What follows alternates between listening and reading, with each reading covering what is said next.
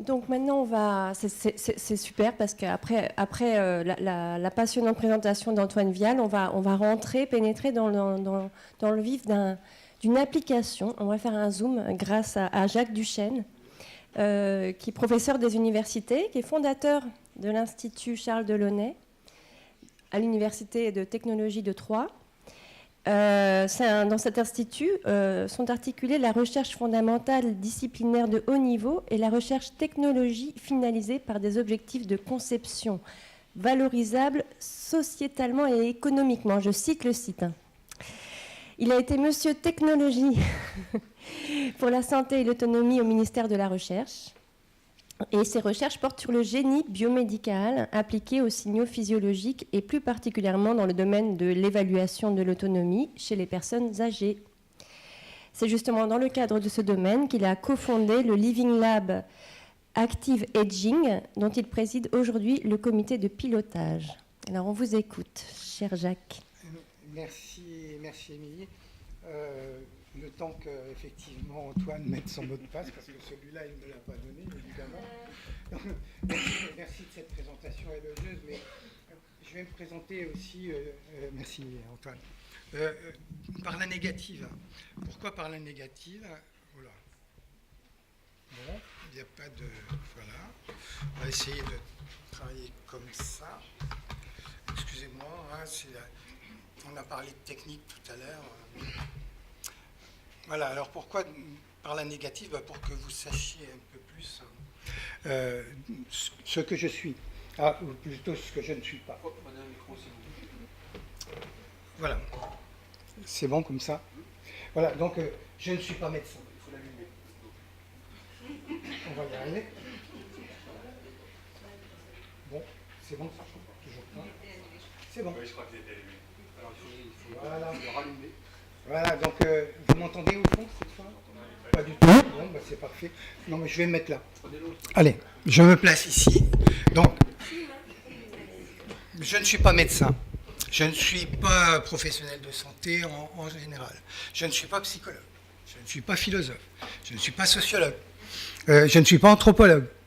Je suis juste un chercheur qui s'est intéressé depuis plus de 10 ans au domaine de l'accompagnement de l'autonomie des personnes âgées et qui, de ce fait, s'est posé un certain nombre de questions sur la façon de faire, sur qui impliquer, sur comment concevoir, sur comment innover, etc. Et je pense que c'est un petit peu pour cette raison-là que Emmanuel et Léo, que je remercie d'ailleurs de m'avoir invité, c'est peut-être pour cette raison-là qu'effectivement je suis devant vous pour participer avec vous à la réflexion. C'est bien ça l'idée, participer à la réflexion. Alors déjà, on va revenir au début, parce qu'évidemment la présentation, voilà, on va y arriver. Donc, je vais commencer par, en quelques mots, vous décrire ce qu'on fait en matière de recherche dans le domaine de l'autonomie. Alors, vous voyez, on parle ici de technologie pour l'autonomie. J'aurais dû mettre d'ailleurs solution pour l'autonomie, parce que la technologie, et vous l'avez bien compris, la technologie n'est qu'un des aspects des solutions, et en aucun cas est le point d'entrée unique vis-à-vis des solutions, pour quoi que ce soit d'ailleurs, que ce soit pour l'autonomie, que ce soit pour la santé. Simplement, si ici, je parle tout de suite d'autonomie, c'est pour que vous compreniez bien que les exemples que je vais prendre, ils vont être pris dans le cadre de cet accompagnement d'autonomie et pas dans le cadre sanitaire, donc des technologies pour la santé au sens sanitaire du terme. Alors, donc en quelques mots, et on en parlait en aparté tout à l'heure, on s'intéresse à un syndrome qui s'appelle le syndrome de fragilité.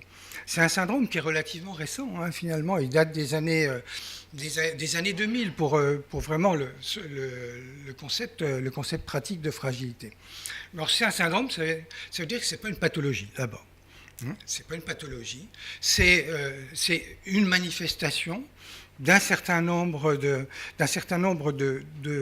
on va dire, de syndrome, je suis désolé de reprendre le terme là, qui montre que la personne, elle n'a plus nécessairement toutes les capacités initiales, elle se déplace moins vite, elle a moins de force dans les muscles, elle a probablement aussi des problèmes nutritionnels, etc. Donc, quelque chose qui fait que cette personne se trouve en situation de fragilité, alors qu'au départ, comme vous et moi, donc enfin je l'espère pour moi, pour vous j'en suis sûr, vous êtes dans une situation d'autonomie, c'est-à-dire que vous avez l'ensemble des capacités qui vous sont nécessaires pour mener à bien ce que vous avez envie de faire.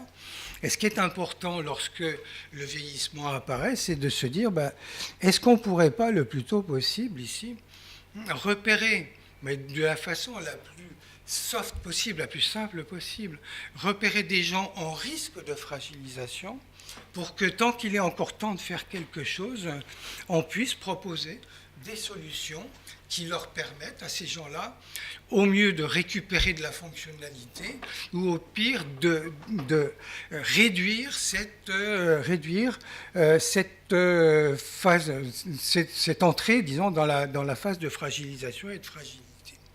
Alors là où on ne travaille pas, nous, au niveau de l'équipe de recherche à laquelle j'appartiens à l'Université de technologie de Troyes, c'est dans le domaine de la dépendance, parce que dans ce domaine-là où il y a beaucoup de choses à faire, eh bien, pour un caractère de dépendance, il y a vraiment une solution à trouver. Et les solutions correspondent aux éléments de dépendance qu'on aura identifiés.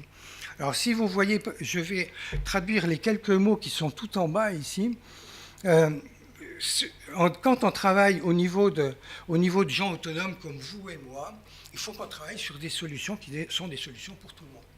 Vous n'accepterez pas, alors que vous allez bien, d'utiliser des solutions qui sont stigmatisantes sur le plan de vous allez vieillir, donc il faudrait peut-être faire quelque chose. Donc c'est ce qu'on appelle le design for all. Je suis désolé de l'anglicisme, mais comme on participe aussi bien à des interactions avec des pays autres que la France, du coup on est obligé de se parler un petit peu sous ce terme-là. Quand on est en fragilisation, ce qu'il faut donc, c'est pouvoir suivre cette phase-là pour voir comment les gens récupèrent et les aider à récupérer autant que faire se peut. Dans ce cas-là, on est plutôt dans un cadre de design for more, c'est-à-dire qu'on va ajouter des fonctionnalités à des choses qui existent déjà dans le commerce. Et on parlera tout à l'heure très rapidement d'un pèse-personne. Un pèse-personne dans une salle de bain, personne ne s'étonnera de le trouver. Sauf qu'on peut ajouter des fonctionnalités qui vont permettre d'être vigilant par rapport à des difficultés d'équilibre, par exemple, et intervenir si effectivement on voit qu'il y a une dégradation quelconque dans ce cadre-là. Alors que lorsqu'il s'agit véritablement de dépendance, quand les personnes sont entrées dans la dépendance, c'est ce que j'appellerais l'ad hoc design, c'est-à-dire que là, on fait les choses en fonction de ce qu'on a constaté comme dépendance pour aider au mieux les gens à surmonter les incapacités partielles qu'ils peuvent avoir. Alors tout ça, c'est des projets de recherche sur lesquels on travaille à tout niveau, que ce soit au niveau européen, au niveau national ou au niveau régional, sur différents aspects de la fragilité. Alors, il y a deux aspects principaux sur lesquels on travaille au niveau de l'Université de technologie de Troyes. Le premier aspect sur lequel je suis plus particulièrement impliqué, qui concerne la fragilité physique. On y reviendra avec quelques éléments indicateurs de cette fragilité physique. Un autre groupe avec lequel nous sommes évidemment en très forte interaction travaille plutôt sur la fragilité sociale, cette fois, la rupture de lien social, la rupture de lien social des aidants aussi, qui est aussi importante à traiter que le lien social des personnes elles-mêmes. Et puis la fragilité cognitive, là, on n'a pas les compétences nécessaires, donc on va travailler avec des gens qui ont les compétences, je crois que c'est comme ça qu'il faut faire, et en particulier avec un centre d'expertise nationale qui s'appelle STIMCO, l'hôpital Broca avec Anne-Sophie Rigaud, que certains d'entre vous connaissent peut-être. Donc voilà le point focal sur lequel se déroulent nos recherches. Un exemple, juste, on va en prendre un exemple pratique. autour de la fragilité physique.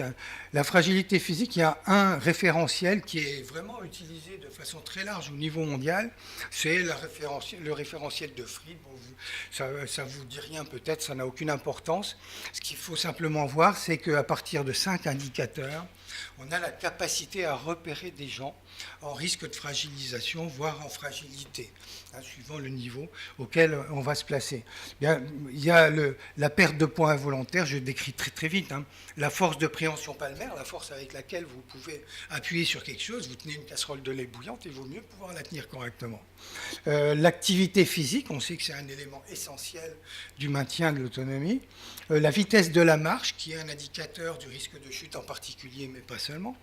Et puis l'épuisement, qui est plutôt un épuisement mental qui va empêcher les gens d'être positifs et d'avancer, et qui, de la même manière, donc, vont apporter des limitations dans leurs activités quotidiennes. Mais nous, ce qu'on a fait, c'est qu'on a essayé d'alimenter ces indicateurs, hein, avec des dispositifs. Alors, c'est bien des dispositifs technologiques, mais des dispositifs technologiques qui sont complètement acceptables dans le cadre d'une utilisation au domicile. Et acceptable, ça veut dire que les gens, et on reviendra là-dessus, hein, les gens utilisateurs potentiels, et on reparlera aussi des utilisateurs parce qu'il n'y en a pas qu'un, on a travaillé ça avec les gens pour pouvoir, pour l'acceptabilité, c'est pas nous qui la décidons, hein. L'utilisabilité, c'est pas nous qui la décidons non plus. Donc, par exemple, pour la perte de poids, c'est un pèse-personne communicant, il y en existe plein sur le marché, sauf que notre pèse-personne là, il prend juste un peu plus de temps pour mesurer le poids. Il prend 12 secondes. 12 secondes, ce n'est pas une catastrophe, je veux dire, hein, pour mesurer un poids. Mais pendant ces 12 secondes, on mesure la qualité de l'équilibre. La personne le sait, évidemment. On ne cache rien aux gens. Ils savent bien que cet indicateur-là va leur être proposé. Et d'ailleurs, ils ont sur n'importe quoi, sur leur téléphone, sur une tablette, s'ils le souhaitent, enfin sur n'importe quel dispositif interactif, ils voient l'évolution de ces différents éléments. Mais donc là, qui s'étonnera de trouver un pèse-personne dans une salle de bain? Personne. Pour la force de préhension palmaire, si vous utilisez, on utilise généralement pour les kinés et les ergos, on utilise un jamar. C'est une grosse pince là, sur laquelle on sert, qui est très utile d'ailleurs et qui est un des éléments de référence. Sauf que mettez ça dans un domicile, ça n'a pas de sens, quoi, je veux dire. Alors nous, non seulement on a inventé une balle, tout ça c'est des brevets, hein, pour parler de brevets justement, mais des brevets qui nous appartiennent à nous et pas au CNRS. Donc là, on a inventé une balle dans laquelle on avait tout ce qu'il faut pour mesurer cette force, mais si on veut que les gens l'utilisent, il faut les faire jouer à la balle. Et donc avec ça, il y a des jeux. Et il y a des jeux intergénérationnels, c'est-à-dire qu'on peut jouer avec les petits-enfants, on peut jouer avec n'importe qui, mais c'est quand la personne elle-même va jouer, alors, pour le coup, on va derrière mesurer un indicateur qui est l'indicateur de force préhension palmaire. Ça s'appelle un jeu sérieux, c'est-à-dire que le jeu n'est pas sérieux pour celui qui joue, mais il est sérieux pour celui qui va utiliser l'information produite. Pour la vitesse de la marche, c'est un peu plus compliqué parce qu'il y a des tas de choses qu'on peut faire. On peut mettre un capteur, on a parlé de montre tout à l'heure, on peut mettre un capteur, on peut obliger les gens à avoir un pendentif, à mettre un téléphone dans la poche, ce qui est déjà un petit peu mieux. Nous, on a fait les choses de façon un peu différente. En fait, on a créé un vase. Et un vase avec des fleurs, vous pouvez arroser, il n'y a aucun problème, hein, avec une plante verte, ce que vous voulez. Mais caché dans le vase, alors caché, les gens le savent, évidemment, a priori, caché dans le vase, il y a un radar, un peu comme sur le bord des routes, sauf que là, il est adapté à la vitesse de marche d'une personne. Et du coup, eh bien, quand la personne reçoit des visites, on voit un vase sur un meuble, point, c'est tout. Par contre, derrière, il y a effectivement une information qui va être produite sur la vitesse de la marche et son évolution.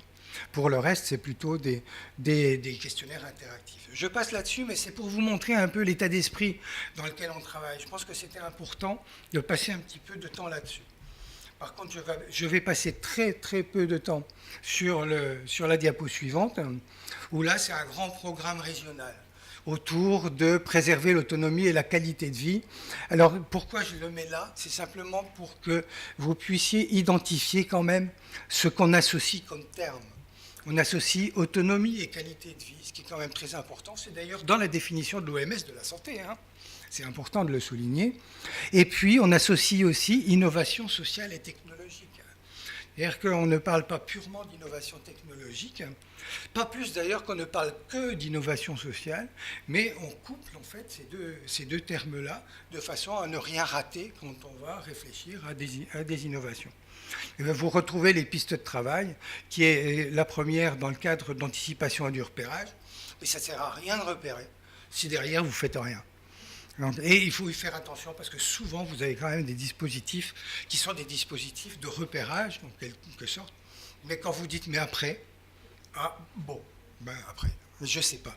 Et donc il y a la deuxième étape, évidemment, stimulation, adaptation, récupération et suivi. Donc tout ce qu'on peut faire derrière pour faire en sorte que la personne puisse continuer à vivre selon ses souhaits autant que possible. Évidemment, on ne néglige pas non plus le fait qu'il y a des diminutions de capacité fonctionnelle. Je pense qu'il ne faut pas se le cacher non plus, mais il faut essayer de faire en sorte de limiter ces capacités-là. Alors, donc, il y a des termes maintenant que vous allez retrouver de ce qu'Antoine a dit tout à l'heure. D'ailleurs, on se connaît bien avec Antoine, hein, puisque le Living Lab dont on va parler là, c'est un des membres fondateurs du forum des Living Labs en santé et autonomie. Donc, on se connaît bien depuis longtemps. Alors, la réflexion qu'on a eue immédiatement quand on a commencé à travailler sur ces domaines-là, c'est se dire il faut impliquer tous les acteurs. Si on n'implique pas tous les acteurs, au moins d'abord dans la réflexion, eh bien on a perdu beaucoup. Et donc la première chose qu'on a faite, et c'est la démarche que je voudrais partager avec vous, la première chose qu'on a faite, c'est de créer, c'est une association loi 1901, donc créer une association qui est indépendante de l'université, et c'est un petit peu pour ça que c'est important aussi, où on a rassemblé l'ensemble des acteurs de l'écosystème de l'accompagnement de l'autonomie des personnes âgées. Pourquoi faire? D'abord, pour comprendre ensemble. Parce que quand on parle de fragilité, par exemple, on ne comprend pas la même chose. Et il faut que les industriels, les chercheurs, les professionnels de santé, les personnes elles-mêmes, leur environnement, les professionnels de proximité, il faut que tous ces gens-là comprennent la même chose. Sinon, comment voulez-vous qu'on interagisse si on ne comprend pas, quand on parle du même mot, si on ne comprend pas les mêmes choses? Donc ça, c'était le premier objectif de la création de Madopa. Le deuxième objectif, c'était d'échanger les expériences, et pas seulement entre nous, mais avec d'autres pays, parce qu'ils ont aussi des choses à dire, ils ont aussi des choses à échanger. Et donc, il y a des séminaires qu'on appelle pompeusement séminaires internationaux, mais c'est vrai dans la mesure où on donne essentiellement la parole aux autres, et à ceux qui n'ont pas nécessairement la même culture que nous, la même approche du vieillissement que nous, etc., pour s'enrichir mutuellement de tout ça. Et puis, la troisième mission, en gros, de Madopa, c'était de réinventer l'évaluation. Réinventer l'évaluation parce que quand on travaille dans ces domaines-là, et on y reviendra de façon plus détaillée, eh bien, ce n'est pas la performance qu'on va évaluer. La performance, un industriel qui fabrique de la technologie, c'est faire mieux que tout le monde ici. Sauf s'il y a des industriels ici, bien entendu. Donc, il sait mieux faire que tout le monde. Par contre, évaluer... Alors, Antoine a déjà donné un certain nombre de termes sur l'évaluation. Hein. Et il y a une évaluation qui est particulièrement compliquée, c'est l'évaluation du bénéfice ressenti par les gens. Si vous voulez que les gens fassent quelque chose, il faut qu'ils en ressentent, eux, un bénéfice. Ce qui n'est pas nécessairement la même chose que le bénéfice sanitaire ou le bénéfice de santé. Ce n'est pas la même chose, parce que vous ne ressentez pas les mêmes choses et vous ne visez pas les mêmes choses non plus. Donc voilà, Madopa, on l'a créé pour ça. En fin 2008, début 2009. Donc, Madopa vit bien maintenant et c'est un centre expert national sur la fragilité et l'évaluation, donc multiparamétrique. Alors, il nous manquait un truc. Et ce qui nous manquait, c'est deux choses. Il nous manquait un concept et un endroit. Le concept, c'est le concept de conception participative, c'est-à-dire de faire participer l'ensemble des acteurs à la production d'innovation et à la production de solutions, j'insiste bien sur ce terme-là. Donc là, bon, Madopa n'avait pas cette mission-là, il fallait qu'on complète les missions par ça. Et puis le deuxième point qui est vraiment important, c'est un endroit. Un endroit où les gens se rencontrent, un endroit plaisant pour que les gens puissent discuter entre eux d'un certain nombre de choses, de concepts, de nouveautés, de besoins, d'attentes, d'innovation, etc. Et donc cet endroit-là et ce concept-là, eh bien, c'est ce que nous avons mis en place avec le Living Lab. Alors pareil, Living Lab, c'est une terminologie anglo-saxonne, mais c'est parce que c'est l'Europe aussi, hein, le réseau européen des Living Labs qui doit être écrit quelque part là, dont on fait partie. Eh bien, on se nourrit tous les uns les autres de différents concepts et de différentes approches de solutions. Donc, le Living Lab s'appelle Active Aging. Alors pareil, hein, si on veut parler avec les autres gens en Europe, on est bien obligé d'utiliser un terme qui est compréhensible par les autres gens en Europe. Je suis désolé de l'anglicisme, on est obligé d'en passer par là. Bon, honnêtement, ça ne me déplaît pas avec ma culture de chercheur qui naturellement communique un petit peu partout dans le monde. Et puis, donc on participe à ce réseau, et puis on est, je l'ai dit, un membre fondateur du forum des Living Labs avec le nouveau logo, Antoine, tu vois, je suis up-to-date, comme on peut dire également. Alors voilà, 3 missions à nouveau pour ce Living Lab. La première mission, c'est de comprendre les besoins et les attentes. Si on ne comprend pas ça, qu'est-ce qu'on va faire de l'innovation si on n'a pas compris à quoi ça va servir a priori?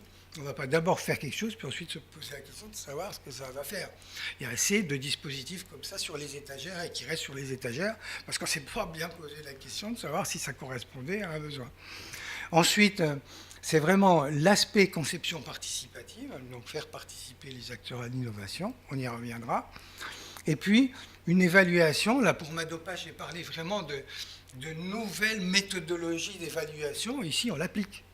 C'est-à-dire que par les usages, on va évaluer si une solution est acceptable ou non dans toutes ces dimensions. Encore une fois, on y reviendra tout à l'heure. Je vais essayer de ne pas trop déborder pour avoir beaucoup de temps d'échange avec vous. Voilà, donc Madopa d'abord, pour essayer de comprendre. Ensuite, le Living Lab, pour faire avec. Voilà en gros le principe. Alors juste quelques éléments concernant le Living Lab, parce que c'est important aussi que vous sachiez dans quel environnement ça se trouve. Un Living Lab, je vous ai dit, c'est un endroit. Ce n'est pas tout à fait un endroit, c'est des endroits. C'est bien sûr à l'Université de Technologie de Troyes, on a des surfaces, toutes neuves d'ailleurs, qui nous permettent de recevoir les gens.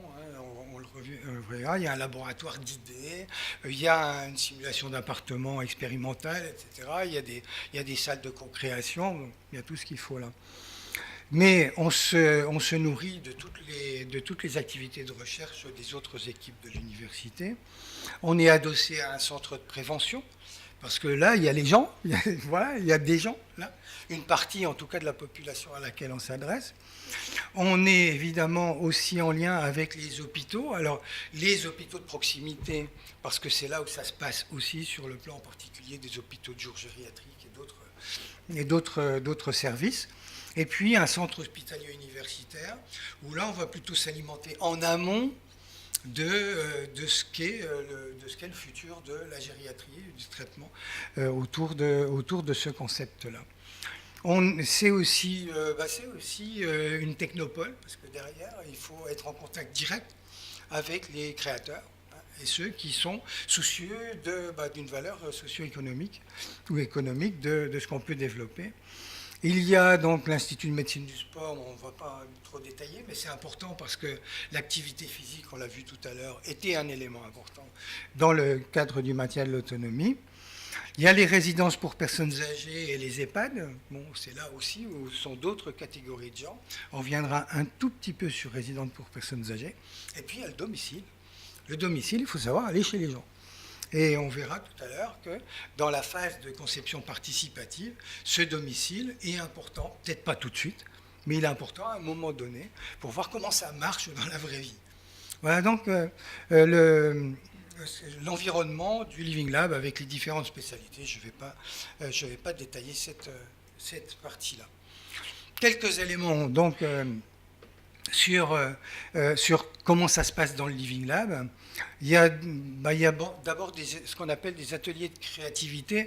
Moi, j'appelle ça la cocotte minute.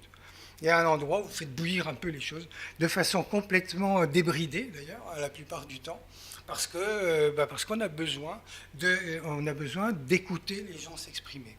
Alors, bien sûr, écouter les gens s'exprimer, il faut avoir un minimum de directivité pour dire aujourd'hui, on parle de ça. Mais après, bon, on écoute, on laisse parler les gens. Et d'ailleurs, on refuse toute personne extérieure qui veut voir comment ça se passe les matinales chez nous, on dit non, parce que vous perturbez quelque part la réflexion des gens. Les gens qui viennent, ils nous connaissent depuis longtemps, donc on ne les perturbe plus. Au début, ça a peut-être été le cas, maintenant, c'est plus vraiment ça. Mais donc, on a des matinales, c'est un terme qu'on retrouve un petit peu partout maintenant, des matinales autour de ça, c'est le labo d'idées. Là où fusent un petit peu les idées. Mais là, vous voyez des personnes plus ou moins âgées, mais c'est aussi un labo d'idées avec des professionnels de santé, c'est aussi un labo d'idées avec les médecins, avec les industriels, etc. Une autre facette du Living Lab, c'est donc la conception participative. Je passe sur l'exemple, mais juste pour vous dire que on peut fabriquer de nouvelles technologies de haut niveau, parce que là c'est une technologie de haut niveau, avec les industriels et avec les gens qui vont s'en servir derrière. Et cette table-là, qui au départ était comme ça, elle a été considérablement transformée sur le plan du design, de façon à ce que ça puisse effectivement être utilisé par un petit peu tout le monde. Et on revient sur le design for all, évidemment, c'est-à-dire la conception pour tout le monde. Donc, on sait travailler avec des industriels, à condition que ces industriels acceptent de confronter leurs idées avec les gens. Alors, on a parlé de robots tout à l'heure. Hein, c'était assez. J'ai bien aimé les différentes réactions parce que la robotique provoque toujours plein de réactions, des tas de réactions. Et là, donc, vous en verrez d'autres, mais ce petit robot-là, on n'est pas roboticien du tout, nous. Hein. Simplement, c'est une demande du centre hospitalier de Troyes qui a dit est-ce qu'on pourrait, parce qu'ils sont passés chez nous et ils ont vu qu'effectivement, on pouvait tester la qualité, ou non d'ailleurs, hein, ou le rejet de la robotique dans un cadre de vieillissement. Et ils nous ont dit, nos personnels se posent beaucoup de questions parce qu'ils disent on va nous remplacer par des robots, ça va être l'enfer, etc. Et donc on les a mis en situation. On les a mis en situation et on s'est retiré. Et par rapport à cette situation-là, eh bien, ils ont fini par rejeter une partie de la robotique et en accepter une autre. Ils ont rejeté celle qui remplaçait et ils ont accepté celle qui aidait. Donc, vous voyez, le Living Lab a ce rôle aussi d'intermédiation entre des technologies qui existent par ailleurs et puis des gens qui ne savent pas trop s'ils en ont besoin ou pas, qui se posent des questions et qui viennent chez nous pour au moins se poser les bonnes questions et essayer d'apporter quelques réponses. Et puis le dernier point sur lequel je voudrais insister avant d'aller vers le futur quand même, puisque l'idée c'est d'aller vers le futur, c'est l'immersion. Donc il y a une partie du Living Lab qui se trouve effectivement à l'université, c'est les gens qui viennent nous voir. Mais par ailleurs, donc, sur un site qui est à Châlons-en-Champagne, eh bien, dans une résidence pour personnes âgées, une vraie pour le coup, on nous a donné, mais vraiment donné, un appartement qui est strictement identique à tous les autres appartements. Et dans cet appartement-là, on va travailler avec les gens de la résidence et avec ceux qui viennent voir les gens qui sont dans la résidence. On va travailler à qu'est-ce qu'on pourrait faire pour mieux, qu'est-ce qu'on pourrait faire pour, ou qu'est-ce qu'on peut éviter pour pire. Donc, mais vraiment complètement immergés dans leur vie à eux. On n'impose rien du tout, bien sûr. Sauf que de temps en temps, on fait passer de nouvelles idées, de nouvelles technos éventuellement, comme un sol intelligent, pour voir si quelque part ça peut servir à quelque chose ou pas. Il y a toujours cet aspect de ou pas. Hein, acceptabilité, ça veut dire aussi rejet possible. Et il faut bien penser à cet aspect des choses. Ah, donc, le dernier volet de notre réflexion, en fait, ça a été de dire, ben voilà, On n'a pas de prétention particulière, mais au moins on sait à peu près développer des choses, innover avec les gens, etc. On sait créer de la valeur. On travaille avec les industriels, on travaille les industriels au sens large, hein, les entreprises, les mutuelles, etc. Donc on sait travailler avec ces gens-là. Il faudrait peut-être valoriser ces compétences-là en les tournant vers l'extérieur et donc en proposant aux gens un petit peu ces compétences. Et du coup, on a créé une chaire qui s'appelle SilverTech. Alors pareil, un anglicisme de bon goût, silver, hein, comme la couleur de mes cheveux aujourd'hui. Et puis les technologies, mais qui deviennent en fait des silver solutions, bien entendu. J'insiste encore une fois là-dessus. Bon, je vais pas plus loin là, sauf à dire que un truc comme ça ne marche que si les gens payent. Mais vraiment, ça ne marche que si les gens payent. Si vous n'avez pas de financement institutionnel, ça veut dire que les institutionnels n'en ont rien à faire de ce que vous faites. Ou ne trouvent pas, ou ne voient pas l'intérêt de ce que vous faites.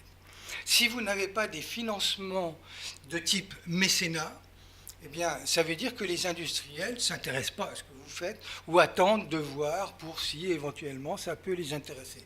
Et le mécénat, c'est essentiel parce que vous ne vendez pas votre âme, mais les industriels montrent leur intérêt à ce que vous faites et accompagnent un petit peu la réflexion dans le cadre de ce que vous faites. Et puis, bien sûr, tous les partenaires de projets de recherche. Voilà, je voulais juste vous montrer cette démarche. Alors maintenant, concevoir aujourd'hui pour demain. C'est une question qui est compliquée, hein, franchement.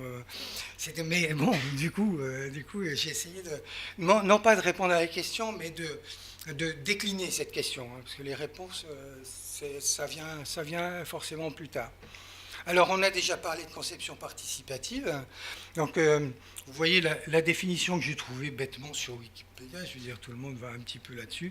J'ai juste changé utilisateur qui était écrit ici par usager pour que ça ne fasse pas de redondance, mais c'est tout. Voilà ce qu'on trouve. Mais c'est centré sur l'utilisateur. Alors, les exemples que je vais prendre, encore une fois, hein, sont des exemples du domaine que je connais, c'est-à-dire le domaine de l'accompagnement de l'autonomie. Hein, vous le savez maintenant. Alors, d'abord, de qui on parle? De qui on parle, parce que c'est un peu la même chose que pour Madopa tout à l'heure. Si on ne se pose pas les bonnes questions, comment voulez-vous apporter les bonnes réponses? Et j'aime beaucoup le terme de Roberto Santoro, qui est un ancien président du réseau européen des Living Labs, hein, dont on a parlé tout à l'heure, et qui dit, parlons d'abord des gens, avant de parler des patients, ou avant de parler des vieux, avant de parler des médecins, avant de parler, etc., parlons des gens. Et effectivement, et qui sont ces gens-là? Eh bien, vous avez toute une description ici. Enfin, elle n'est pas exhaustive, d'ailleurs. Vous voyez, il y a 3 petits points là. Mais dans le domaine qui m'intéresse, donc la personne âgée, bien sûr, mais il y a les proches qui sont directement présents au domicile, puis il y a les proches qui sont présents à distance. Ce n'est pas les mêmes, ce n'est pas les mêmes soucis, ce n'est pas les mêmes préoccupations non plus, en particulier sur les aspects de sécurité et sur les aspects d'épuisement. Il y a les aidants professionnels, il y a tout l'écosystème hein, des apports dans des organismes d'aide. Il y a les médecins et professionnels de santé, excusez-moi, les médecins sont des professionnels de santé aussi, mais n'aiment pas trop qu'on les mélange avec tout ça, n'est-ce pas Antoine? Donc voilà, j'ai séparé les deux. Il y a aussi les gens qui vont gérer les aspects techniques, parce que si on va chez les gens, il y a la maintenance du matériel, etc., tout ça, et comment on aborde ça, parce que c'est une intrusion chez les gens aussi, comment on installe, etc. Donc voilà, c'est tout ça les gens. Alors juste, j'aime bien ce petit couplet-là, excusez-moi, de temps en temps je me fais plaisir, il faut bien... il y a une vingtaine d'années, quand je travaillais donc, sur la recherche autour des signaux physiologiques, on prenait des sujets. Ces sujets, c'était des cobayes. On ne demandait rien. À la limite, il n'y avait encore pas la loi éthique, hein, et donc à la limite, on ne leur posait pas de questions sur est-ce qu'ils étaient d'accord ou pas. Ils l'étaient, bon, ils le disaient, mais c'est tout. C'était vraiment des cobayes. Ensuite, c'est devenu quand même, et heureusement d'ailleurs, des participants aux essais, et on appelle ça plutôt des testeurs actifs, c'est-à-dire qu'au moins il y a une interaction entre la personne et puis celui qui fait le test. Et nous, chez nous, et j'insiste là-dessus, c'est des partenaires. Des partenaires au même titre que les industriels, c'est des partenaires au même titre que les professionnels de santé, etc. Des partenaires, et ils sont, vous l'avez bien compris maintenant, ils sont co-créateurs de l'innovation. Et ça nous donne les amis du Living Lab. Et c'est comme ça qu'ils s'appellent, et qui viennent et qui protestent quand on ne les appelle pas, d'ailleurs, la plupart du temps. Voilà pour les gens. Alors, après les gens, eh bien, quand on parle d'innovation, c'est tout un cycle. Alors, Antoine a un peu défloré le sujet quand même tout à l'heure. Mais là, disons qu'on va entrer juste un tout petit peu dans le détail de ce cycle-là pour voir comment interviennent les gens dans le cadre de ce cycle. Donc, je ne vais pas détailler ça tout de suite, mais c'est vraiment un cycle. Et comme il l'a dit lui-même tout à l'heure, une fois que le cycle arrive sur le marché, puisque c'est un cycle, ça recommence.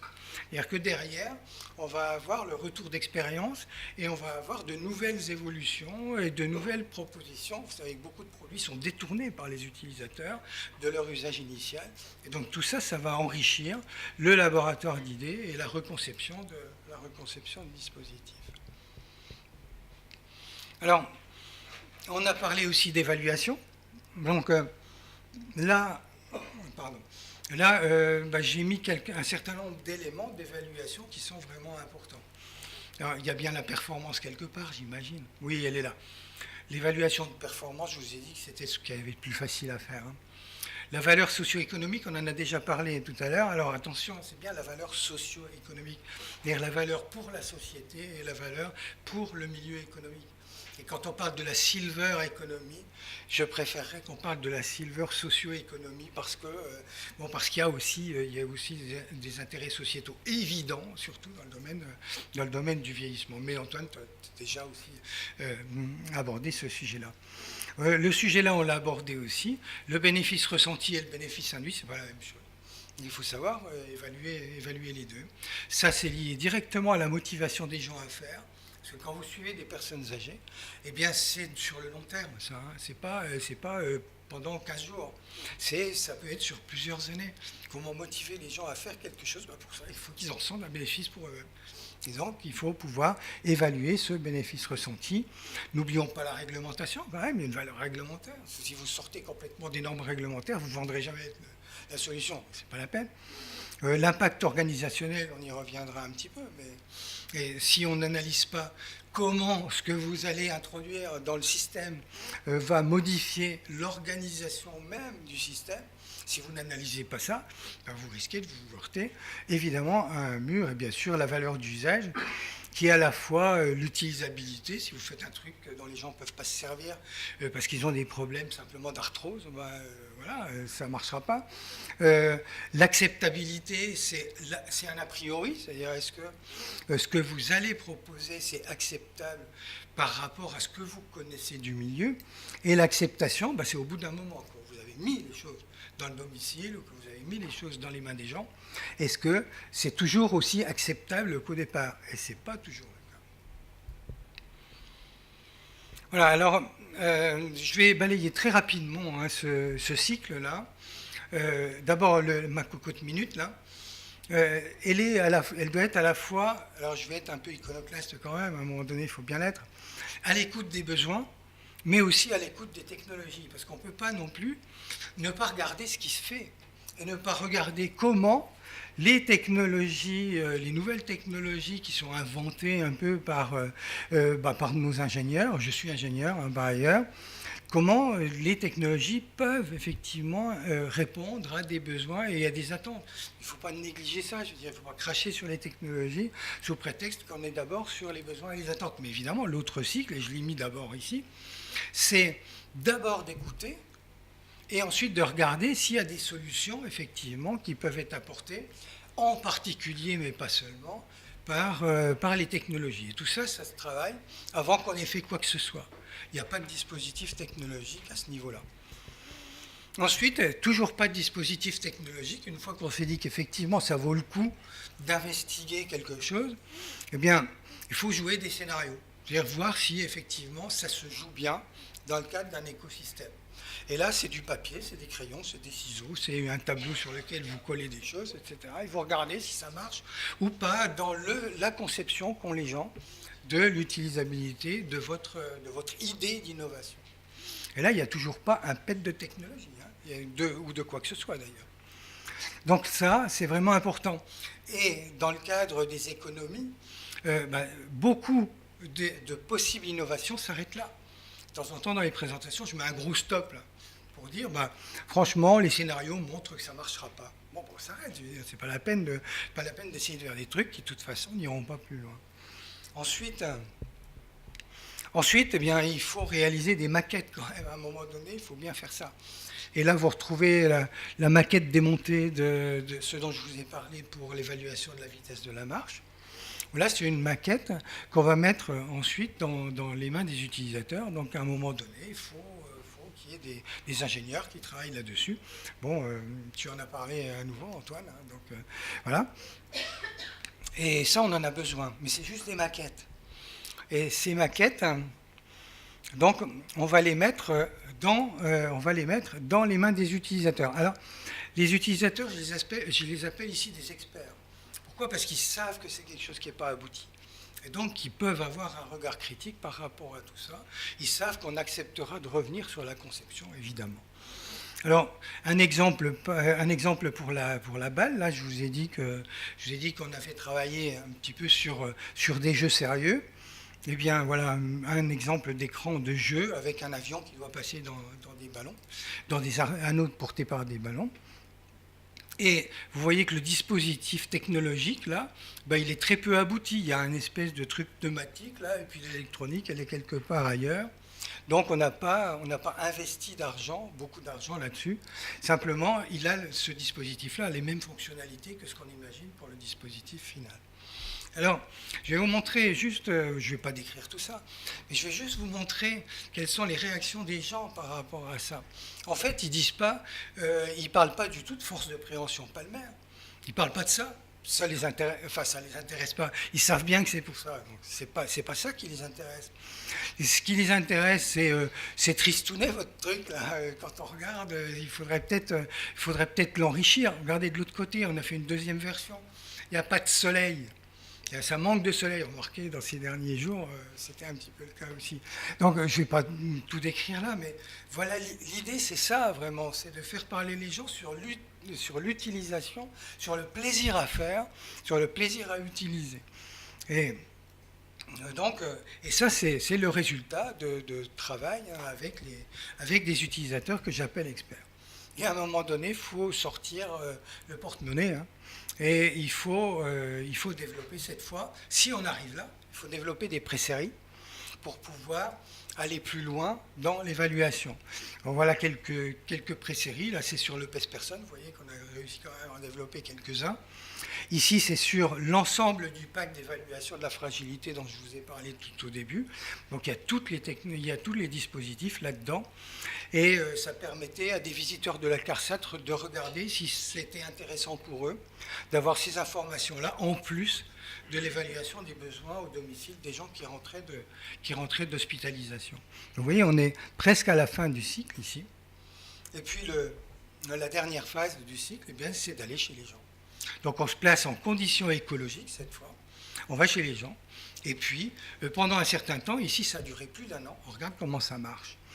Alors, on va aussi dans les EHPAD. Vous voyez, ça, encore une fois, c'est un robot. Hein, c'est un robot, c'est plutôt un élément d'interaction. Cet élément d'interaction, vous voulez voir comment les gens pouvaient s'en servir, soit pour discuter avec d'autres, soit pour jouer, parce qu'il y a aussi des jeux de mémoire, etc. Donc, je pense qu'il faut que j'accélère un petit peu.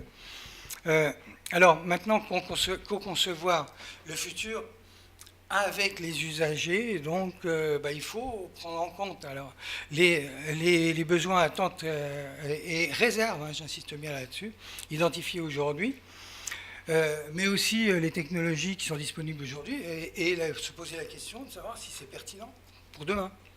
Parce que finalement, on ne raisonne qu'avec aujourd'hui, là. Et qu'est-ce qui est pertinent pour demain ? Alors, la première question qu'on s'est posée, c'est quand on parle de seniors, il faut peut-être segmenter un petit peu, je veux dire, parce que si vous parlez de seniors en général, vous avez tellement de catégories que vous risquez de vous tromper à 80%. Et ça, c'est une étude que j'aime bien, hein, que j'ai citée là, évidemment. Hein. et qui, alors on peut être d'accord ou pas sur cette décomposition, mais au moins ça a le mérite de dire les gens, ils ne sont pas pareils, quoi, je veux dire, hein, et les seniors ne sont pas tous pareils. Ils n'ont pas tous les mêmes besoins, les mêmes attentes. Il y en a qui vont rejeter des choses que les autres vont accepter et même souhaiter. Donc, il faut être attentif à une segmentation de ce type-là. Ensuite, sur le plan des technologies, puisqu'il faut quand même bien parler un peu aussi des technologies qu'on va mettre dans les solutions, ben, ces technologies-là, est-ce qu'on s'appuie sur les technologies d'aujourd'hui ou est-ce qu'on s'appuie sur le prix des technologies d'aujourd'hui en disant c'est bien trop cher? On en a parlé tout à l'heure. Mais comme on parle pour le futur, regardons un petit peu comment ça s'est passé dans le passé par rapport à aujourd'hui. La première calculette qu'on m'a offert à prix d'or quand j'étais étudiant, ben, ça coûtait l'équivalent de 2000 € d'aujourd'hui. 2000 € aujourd'hui. Et pour faire plus aujourd'hui, ça coûte 20 €. Enfin, aujourd'hui, c'est même pas aujourd'hui, c'est en 92. On va essayer de trouver quelque chose qui était à peu près équivalent. Donc, se préoccuper du prix, oui, mais en regardant quand même quelle est l'évolution de ce prix-là en fonction des capacités de la technologie à se diffuser. Et puis, il y a aussi la diffusion de l'objet vers le service. Le téléphone, c'est un des bons exemples. Au départ, on achetait le téléphone et on faisait un investissement. Aujourd'hui, on n'achète plus. Enfin, il n'y a plus grand monde qui achète le téléphone, sauf quand il a envie d'avoir un truc juste au goût du jour, etc.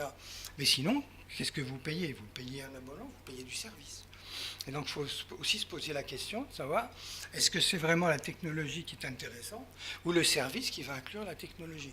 Et les industriels, eux, font même plus que poser la question, ils répondent à la question en disant on va vers le service. On va vers une offre de service dans laquelle la technologie, ça va être l'un des éléments. Alors, quand on essaye de concevoir aussi le futur avec les usagers, il y a aussi les questions, et les bonnes questions. Alors, comment poser aujourd'hui des questions pour demain? Alors, j'ai pris un exemple, c'est un sondage, en fait, c'est une enquête AFNOR qui date de décembre 2014, donc c'est pas si vieux que ça. Et c'est eux qui ont préparé les questions. Et on voit que dans les questions, finalement, j'ai juste isolé ces deux questions-là. Je souhaiterais davantage d'appareils dédiés aux seniors, il y en a 33% qui répondent oui. Au contraire, je souhaiterais utiliser les mêmes appareils tech que tout le monde, c'est le même pourcentage. Donc on fait comment avec tout ça? Donc poser les bonnes questions, c'est aussi un véritable challenge, en tout cas aujourd'hui, pour construire le futur. Alors, maintenant on va regarder un petit peu, mais très vite, comment faire. Bien, on a quand même un certain nombre de technologies qui vont arriver. La Smart TV, c'est-à-dire une télévision interactive, ça va arriver. De toute façon, dans 10 ans, toutes les télés seront comme ça. Donc c'est pas la peine de se poser de questions. Est-ce qu'il faut regarder ça ou pas? Non, ça sera là.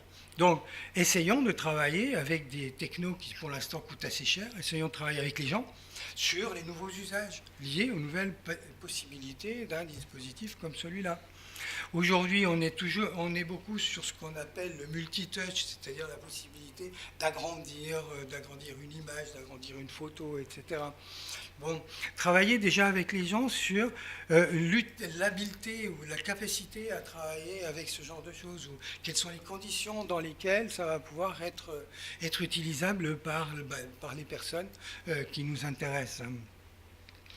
Et puis pour travailler également sur des offres spécialement destinées aux personnes âgées, avec cette difficulté liée aussi à la stigmatisation, on s'en doute. Donc il faut que les gens l'acceptent aussi, ça.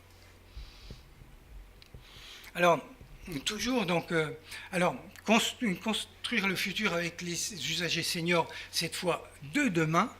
Alors j'ai pris quelques exemples, vous n'êtes pas obligé de tout lire, rassurez-vous. J'ai souligné juste le fait que les gens qui produisent des logements, les bailleurs sociaux aujourd'hui, s'interrogent en disant la difficulté qu'on va avoir, c'est d'offrir un logement accessible et adapté aux personnes dépendantes qui puisse répondre à l'ensemble du public.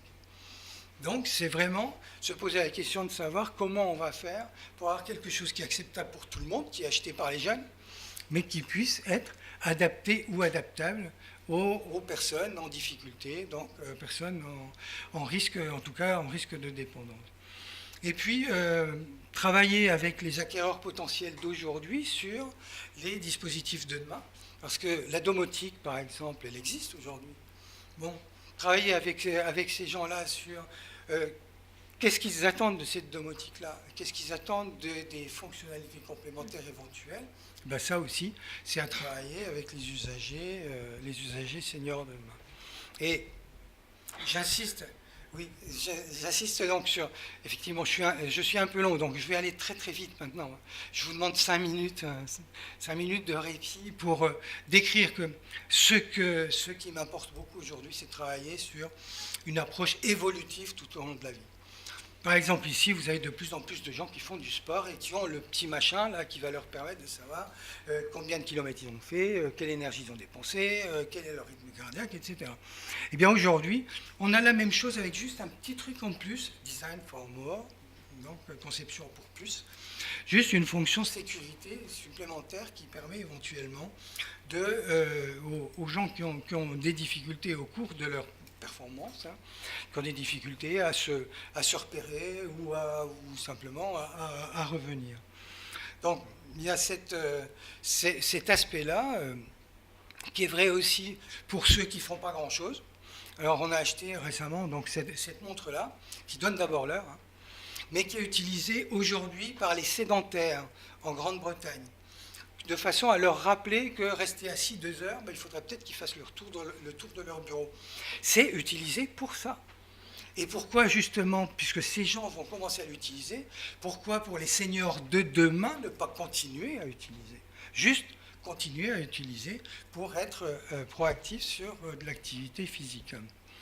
Les réseaux sociaux, de plus en plus de seniors d'ailleurs utilisent les réseaux sociaux.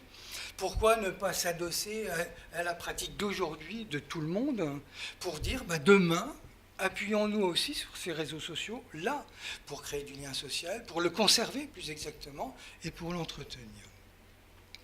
Donc, voilà, alors là c'est l'impact sur les pratiques, donc je vais pas détailler là-dessus. L'impact sur les pratiques, c'est, est-ce qu'il faut, juste, il y a une question en 2 volets. Est-ce qu'il faut toujours se poser la question de savoir, est-ce que vraiment je vais déranger les gens qui pratiquent en faisant ce que je fais? Ou alors est-ce qu'il faut les bousculer un petit peu, quoi? Je veux dire, donner un peu un coup de pied dans la fourmilière en disant, vous aussi, il faut que vous vous adaptiez aux nouvelles pratiques, aux nouvelles façons de faire. Et là, en particulier, sur les professionnels de santé, je pense que c'est une question importante. Et là, vous en avez parlé ce matin, aborder les questions éthiques, c'est pas simple.